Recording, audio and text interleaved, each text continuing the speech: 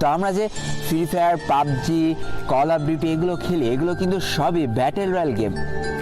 তো বন্ধুরা, আগে জেনে আসি এই ব্যাটেল রয়্যাল গেমের উৎপত্তিটা কোথা থেকে। আসলে কোনো কিছু হুট করে আবিষ্কার করা যায় না, কোনো একটা কিছু থেকে ধারণা নিয়ে একটা নতুন জিনিসের জন্ম হয়। তেমনই বন্ধুরা, মিশন ইম্পসিবল নামে একটা মুভি ছিল, যেটাতে একটা আইসল্যান্ডের মধ্যে কিছু মানুষ আটকা পড়ে যায় এবং একটা পর্যায়ে যে তাদেরকে বাধ্য করা হয় একজন আরেকজনকে হত্যা করার জন্য। এমন চলতে চলতে সর্বশেষ যে বেঁচে থাকে সেই হয়ে যায় জয়ী। এখান থেকে মূলত এই ব্যাটেল রয়্যাল গেমের জন্ম। এবার আসি আমাদের সকলের পছন্দের ফ্রি ফায়ার গেমটার কথায়। ফ্রি ফায়ার গেমটা কোনো একজন মানুষ সৃষ্টি করেনি, এটা একটা কোম্পানি তৈরি করেছিল, আর সেই কোম্পানিটার নাম হলো গেরিনা, যেটা 2009 সালে স্থাপিত হয়েছিল। তো এই কোম্পানির মালিক ছিল ফরেস্ট লি, এবং যেটা সিঙ্গাপুর থেকে পরিচালনা করা হচ্ছিল। 2017 সাল পর্যন্ত বেশ কয়েকটা পপুলার গেম কিন্তু তারা মার্কেটে নিয়ে আসে, কিন্তু ওইভাবে কোনো গেমই মানুষের মন জয় করতে পারে না।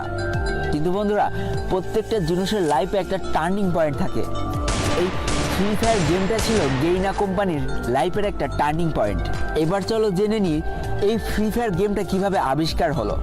2017 সাল পর্যন্ত ব্যাটেল রয়্যাল গেম বলতে আমরা পাবজিকে বুঝতাম, যেটা শুধুমাত্র কম্পিউটারে খেলা যেত এবং এক্সবক্সের মাধ্যমে খেলা যেত, অর্থাৎ গেমিং যে সামগ্রীগুলো আছে তার মাধ্যমে খেলা যেত। এবং বন্ধুরা, গেমারদের মধ্যে একটা চরম উন্মাদনা সৃষ্টি হয়ে গেল এই পাবজি গেমটাকে ঘিরে, যেটা শুধুমাত্র কম্পিউটার এবং এক্সবক্সের মাধ্যমে খেলা যেত।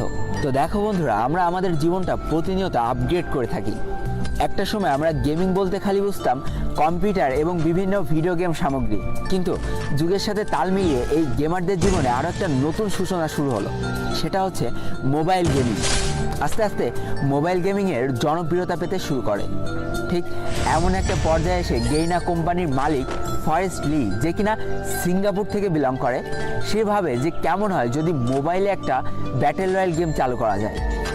যেই কথা সেই কাজ। 2017 সাল থেকে শুরু হয় আমাদের এই ভালোবাসার গেমটা তৈরি করার কাজ। একটু একটু করে তৈরি করা হয় ফ্রি ফায়ার গেমটাকে। তো বন্ধুরা, তারা এমনভাবে গেমটা তৈরি করতে চেয়েছিল যেন প্রায় সব ফোনে এই গেমটা সাপোর্ট করে। তাই তো ভালো ফোন, খারাপ ফোন, সব ফোনে যাতে এই গেমটা খেলা যায় সেই চিন্তাকে মাথায় রেখে এই গেমটা তৈরি করার কাজ শুরু করে ফেলে।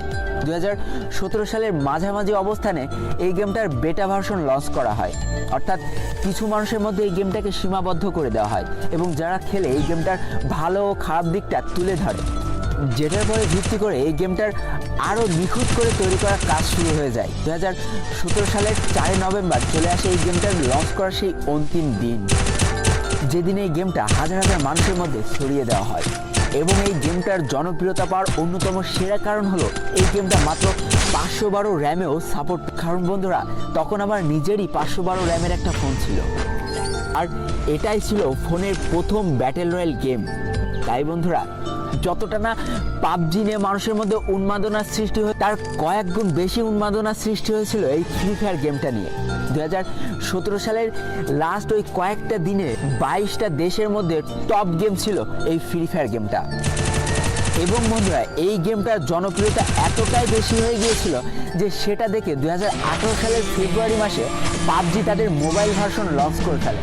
কিন্তু ততদিনে হয়তো অনেকখানি লেট হয়ে গিয়েছে, কারণ